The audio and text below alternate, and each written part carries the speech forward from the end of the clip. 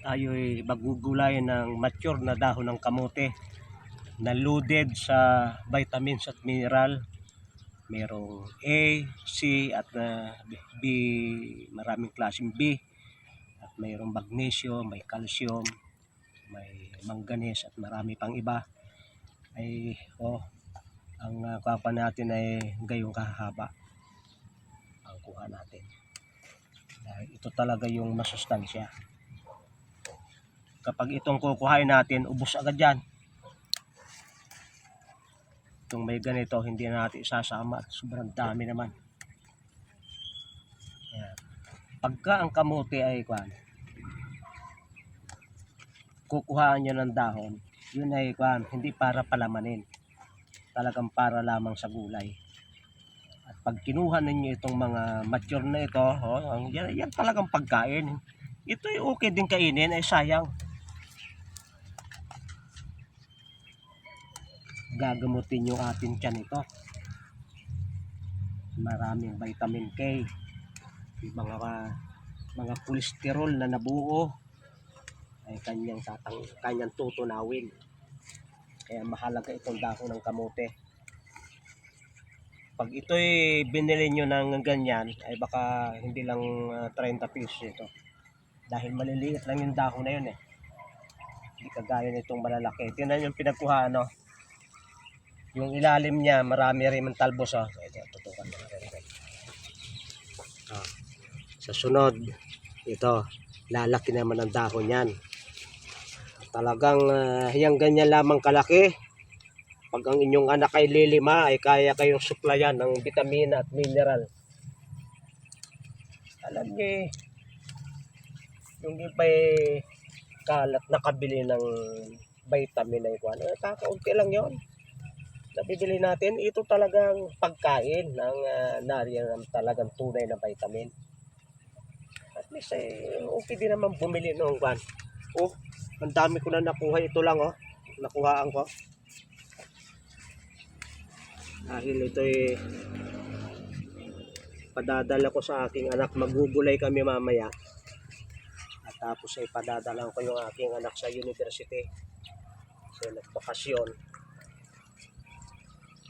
Alam niyo mga kaibigan, pag matuto tayong kumain ng kamote na ganito yung ating kukuhain, makakatipid tayo at marami nating sa totoo lang kung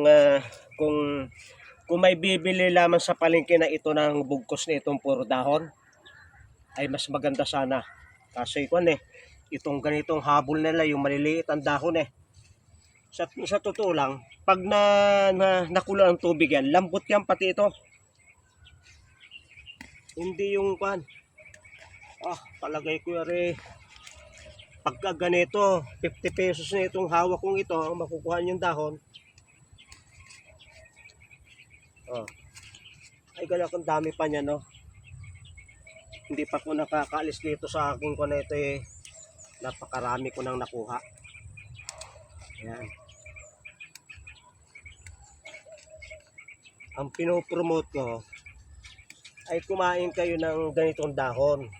Alam nyo, kung matutuloy ang gira, huwag na tayong maarte sa pagkain.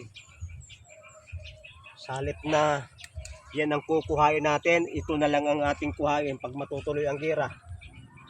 Para matipid natin ang ating pagkain. Katipiran ngayon. Kayong nagbabanta ang gigira ang hindi lang Pilipinas kundi marami mga bansa. Mag-isip na kayo na magtanim-tanim kahit sa bubungan ng inyong bahay. Sapagkat ang gera hindi maiwasan yan. Sabi ng Panginoon, kinakailangang mangyari ang mga digmaan. Yan ay sure yan. Hindi lang natin alam kung kailang sisiklab ang digmaan, pero sure na magigira. Tingnan yung itong akin nakuha Ito. Sa isang linggo, ganito na uli yan. Kaya isang kain ganyan. Bago maubos yan, ilang araw yan, ilang square meter lang yan. At saka, pag yung magugulang ay kukuhain natin mula pa simula, walang didilaw na dahon. Dahil pag mature na, malalaki na, nakakain na natin. Walang mabubulok na dahon sa puno.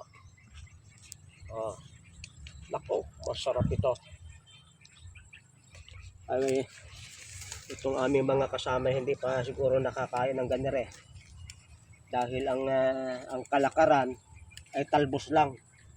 At yung iba nga ay pagbibili ng talbos, ganyan no, ganito kahaba, ay hindi na ito kinukuha. Yun lang mga gayon ang kukuhain.